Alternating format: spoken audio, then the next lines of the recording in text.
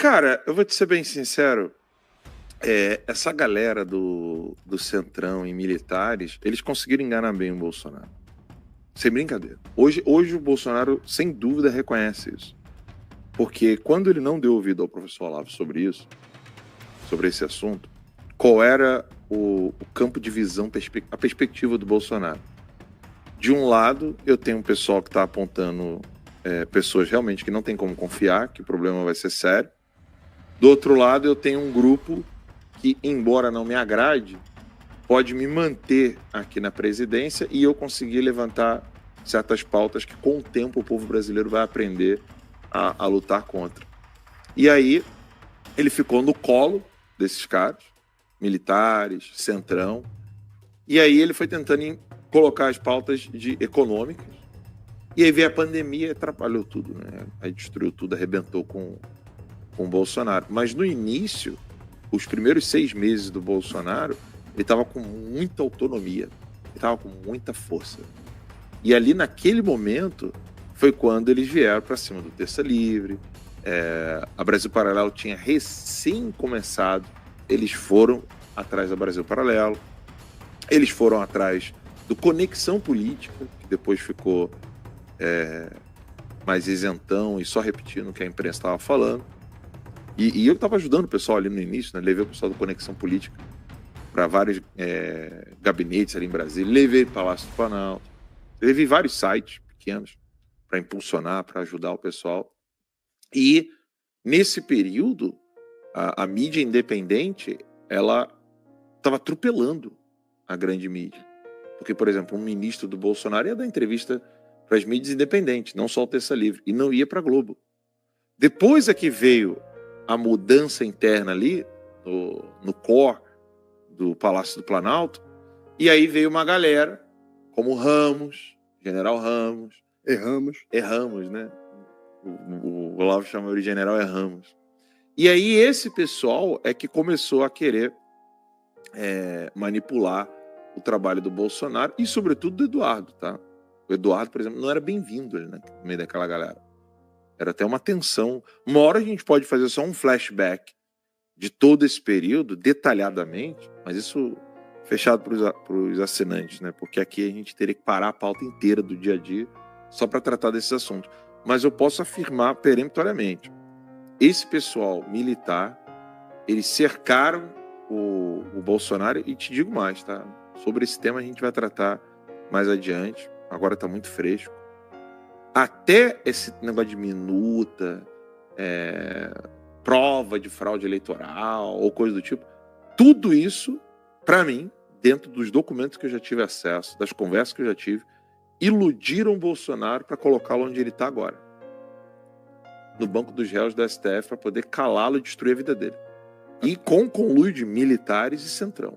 A turma tá pegando meu pé que eu fiz uma mistureba mesmo, aqui uma mistureba de Ciro com Cid Gomes, com Ciro Nogueira, com Ciro Gomes, uma mistureba total, Max. Eu fui até olhar porque eu me lembrava que o Ciro Nogueira não estava no início do governo Bolsonaro como ministro, né? Ele foi até verificar a data, ele entrou no dia 28 de julho de 2021, inclusive fiz uma entrevista com ele nessa época. Era meio que aquele governo enfraquecido ali para aquela batalha ingrata ali com o negócio de Covid e tal, ele teve que meio que se entregar. Eu me lembro que ele antes, se não me engano foi antes, ele teve que nomear o Fábio Faria, né? Ele recriou o Ministério das Comunicações, colocou o Fábio lá, e depois veio o Ciro Nogueira. Foi uma época que estava com a base um pouco mais enfraquecida, né? Ninguém, gente, nunca confia em Ciro Nogueira, tá?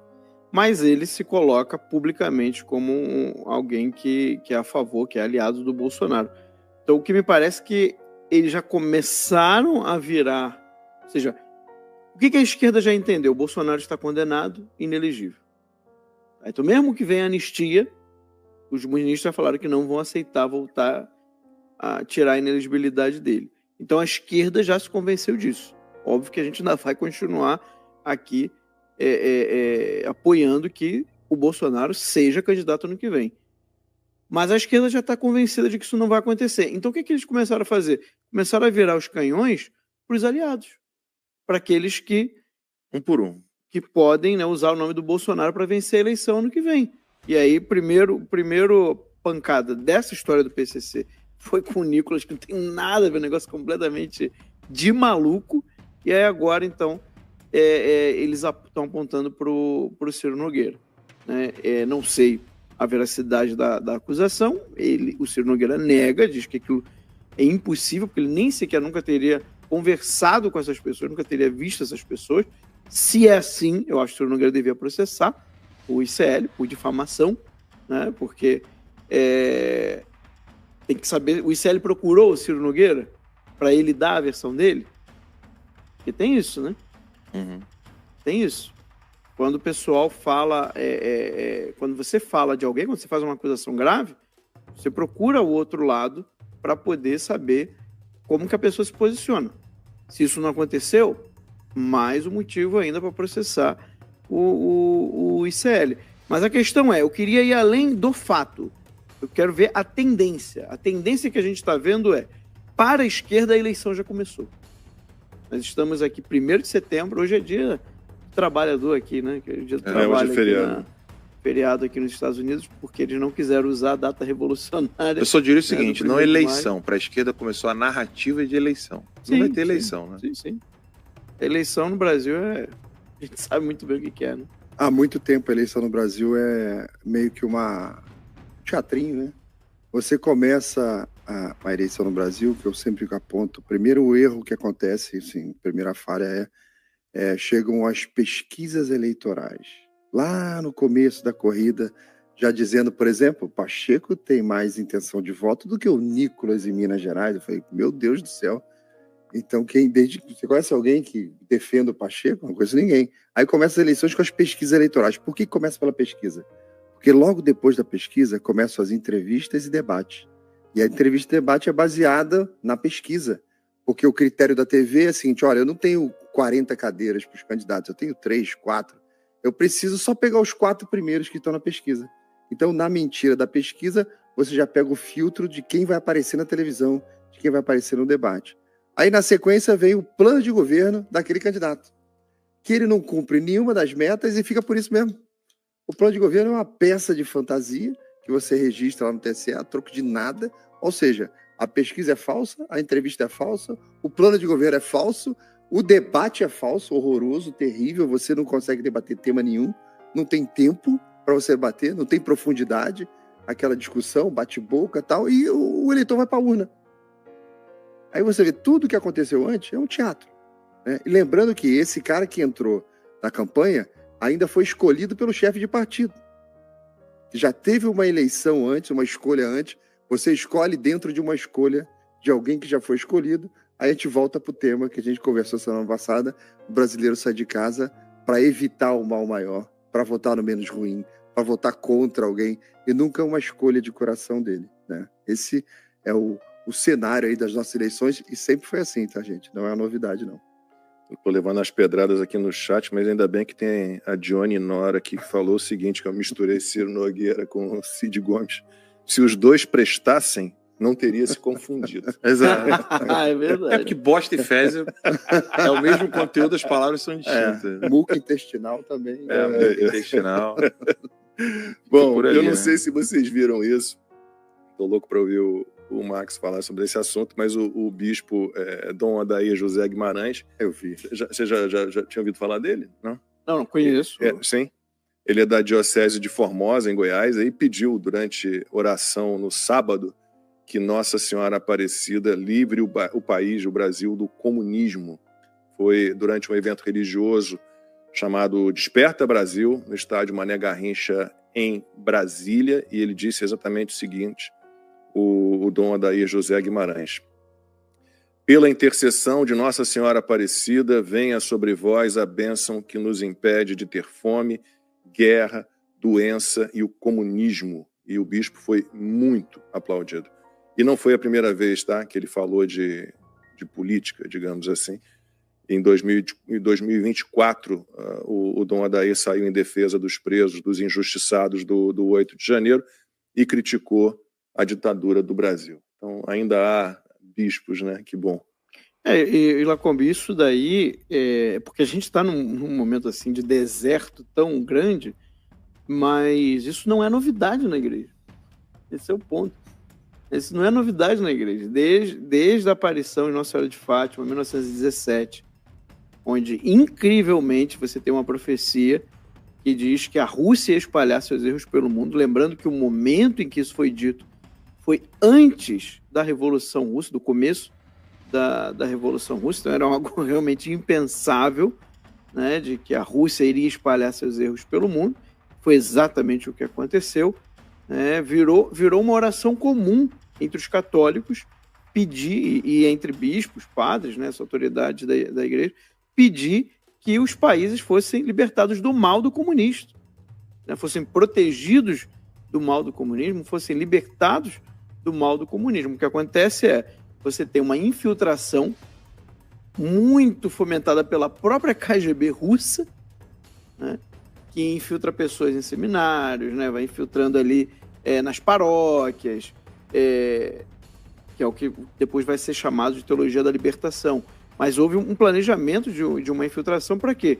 Para exatamente tentar mostrar para os cristãos que não, o comunismo é coisa de gente boazinha, né? O comunismo não tem nenhum problema, é compatível com o evangelho. Inclusive, agora vamos criar a teologia da libertação, que tem a ver com o comunismo. Então, você tem aí décadas de uma infiltração comunista nas igrejas, inclusive em seminários, inclusive criando uma teologia própria, que foi condenada na década de 80, né? Na época do cardeal, ele era cardeal ainda, né? O Joseph Ratzinger, que depois viria a ser o Papa Bento XVI, onde ele diz, não existe essa coisa que se fala na teologia da libertação. A única teologia da libertação é a libertação do pecado, né? Foram 2 documentos, inclusive, onde se condenava a teologia da libertação, entendida como com o seu viés comunista, né? Então, o que está acontecendo agora, e que bom que está acontecendo, é que alguns estão despertando. O Dom Adair sempre foi muito bom. Você pega a homilias dele, ele sempre... Teve alguém dizendo que ele era da TL, que mudou? Eu já não sei. Não, né? Dom Adair Acho que a pessoa se confundiu. Dom Adair não. Mas desde que eu conheço, assim, nunca conheço pessoalmente, né, por vídeos, ele sempre foi muito claro contra o comunismo, né, e sempre pedindo, né, fazendo orações desse tipo contra para que o país seja libertado do comunismo, para que o país seja protegido do comunismo, o que era algo muito comum antigamente. Depois passou a não falar-se mais disso, e agora, graças a Deus, você tem alguns padres e bispos que estão começando a despertar para isso, inclusive nos seminários. Também já se começa a falar sobre isso, né? Eu e o Alan, a gente pegou o início dessa nova fase aí de um despertar. Ainda não é o mínimo que eu acho que necessário para ver uma mudança séria, mas a gente começa a ver novos ventos soprando, né, sinais de mudança e de conscientização em relação ao mal do comunismo, que é anticristão. Tá? O comunismo ele nasce como um movimento anticristão. Mas, Max, eu acho que o que está acontecendo é que o católico, principalmente aqui, que é o ponto do Dom Adair, a coisa bonita ali foi a reação do público. A reação do Estavam público falando no chat. foi imediata. Aplauso e repetindo o que ele falou. Explosiva. Tipo aquela retração, né? Você fala ali sobre comemoraram como fosse um gol no futebol, no estádio. O estádio inteiro começou a entrar em êxtase ali. Mas lembre que o que parece é que está acontecendo uma reconexão do católico com a própria doutrina da igreja. Porque você pega na história da igreja, já no século XIX, Leão XIII condenou o comunismo. São vários os momentos dentro do próprio Código Canônico que você tem a condenação da própria doutrina da igreja contra o comunismo, ao ponto de que ele se tornou um crime que é de excomunhão automática se você fizer parte, ajudar, auxiliar, tal. Então, tem um monte de católico que pode estar olhando a gente aí. Dê uma procurada na internet, conversa com a sua IA, veja com o Google. O Código Canônico da Igreja, que é o que regulamenta as ações ali da Igreja, pelo menos da parte administrativa, tal, no próprio direito canônico, ele versa que você está automaticamente excomungado se você for um defensor da esquerda. Nossa esquerda comunista, que o nosso presidente fala abertamente o orgulho que ele tem de ser um comunista. Nós temos juízes aí dizendo que tem orgulho de ser comunista. Pois é, como é que fica o Flávio Dino comunista, graças Comunhão a Deus? automática. Ele precisa procurar o padre lá da paróquia dele, se confessar, mas ele precisa do arrependimento sincero, né? Para poder se confessar lá e poder restituir isso aí, consertar esse problema na vida dele, porque não existe católico comunista. E esse grito no estádio mostrou claramente que o fiel está se reconectando com a própria doutrina da igreja e descobrindo que é lindo ser católico. Bom, o Tarcísio de Freitas, governador de São Paulo, subiu um pouco o tom contra o judiciário e voltou a afirmar que, se for candidato a presidente, se for eleito, seu primeiro ato será conceder ao possivelmente condenado Jair Bolsonaro o indulto.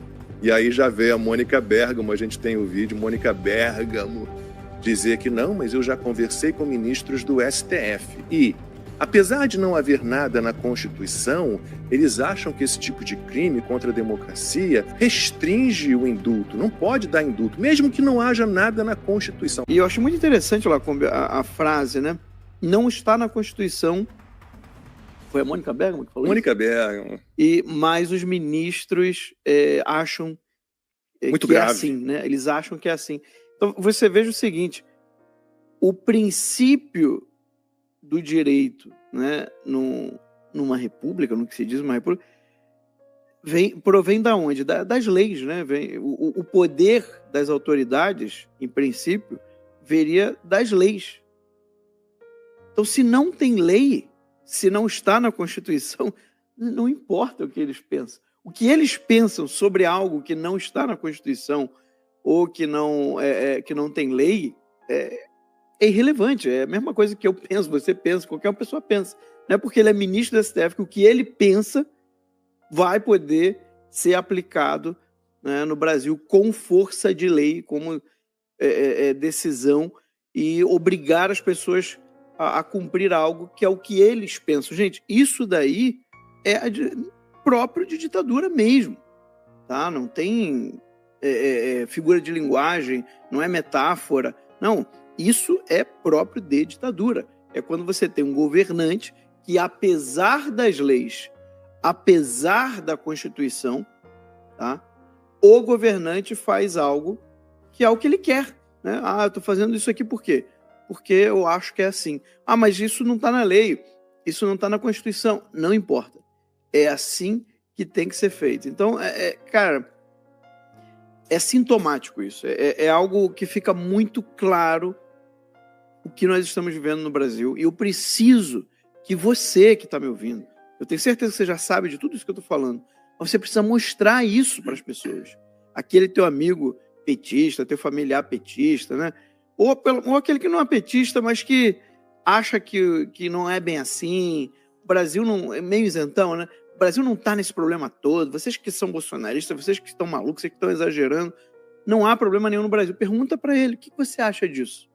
É assim agora? A autoridade ela pode decidir algo que não esteja na lei, que não esteja na Constituição?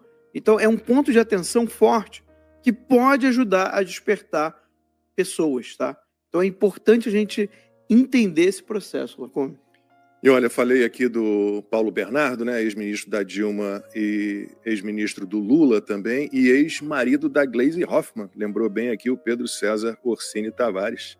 Que lindo, pois é. Todas as provas acumuladas na Lava Jato contra ele estão anuladas. Foram anuladas pela segunda turma do Supremo Tribunal Federal, né, seguindo a anulação, já tinha sido feita a anulação pelo Dias Toffoli em junho, e a turma lá decidiu, por maioria, 3-2, tá? 3-2, mas liberaram. Paulo Bernardo está liberado.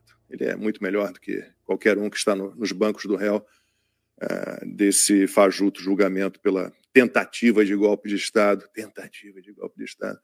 do 8 de janeiro. E Max, Lacombe, sobre o que o Max falou, eu acho que é bom a gente já, se você me permite, já colocar na roda um problema gravíssimo que nós temos no Brasil, que é o seguinte.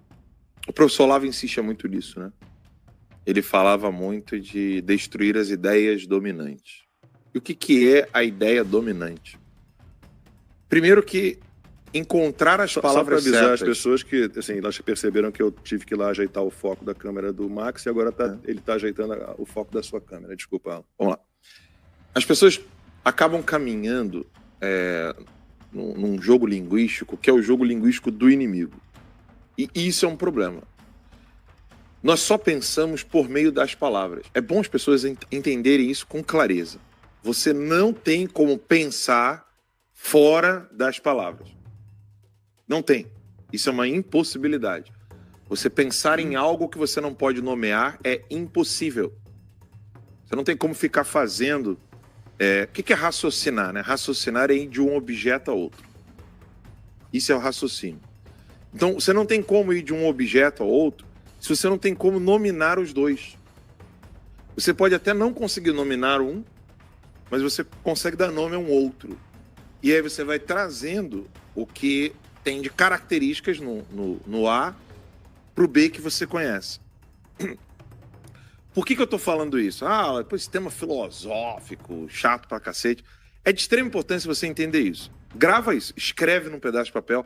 Eu só posso entender aquilo que eu consigo nomear.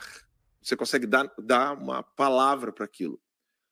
Porque o jogo de palavras, ele vai moldando o seu pensamento, enquanto a realidade não é tocada. A realidade está lá, se impondo. Mas o jogo de palavras vai fazer com que a pessoa vai ficando doente, maluca ou inteligente, sábia. Só tem esses dois caminhos. Não tem um caminho assim, você fica meio doente e meio sábio. Não tem como. Ou você fica louco, ou você vai caminhando para a inteligência. Então, por exemplo, as palavras golpe, julgamento. Não tem julgamento. Bolsonaro não está sendo julgado. Porque não é um julgamento. Não tem leis no Brasil mais. Nós mostramos aqui, o Laudelino mostrou outro dia, o cara que conseguiu imprimir como que seria aquilo dali era o que era de impostos? Aquele que o cara é maior que ele? Era a lei tributária, né? Lei tributária, né? Sei lá, toda... Você chegou a ver isso já? O cara conseguiu imprimir. Acho que era isso, todas resoluções. Era porque era relativo a acho tributos, que era, né? Era tributo. Não era? Aquele livro. Normas, tributos e tal. O cara imprimiu tudo e o livro ficou maior do que ele. Sim, era... Provavelmente código tributário. Era código tributário. Código tributário, exatamente. Então, assim, no Brasil não existem leis. No Brasil existe uma maracutaia burocrática. Né? É isso aí, ó. Olha lá. Sim. Pátria amada. Eu não consigo ler as letrinhas embaixo ali, se vocês conseguirem ler. Não, tá. É tributo, o pessoal já tá falando aqui. É tributo, né? Então, assim, o cara conseguiu imprimir e ficou maior do que ele, né?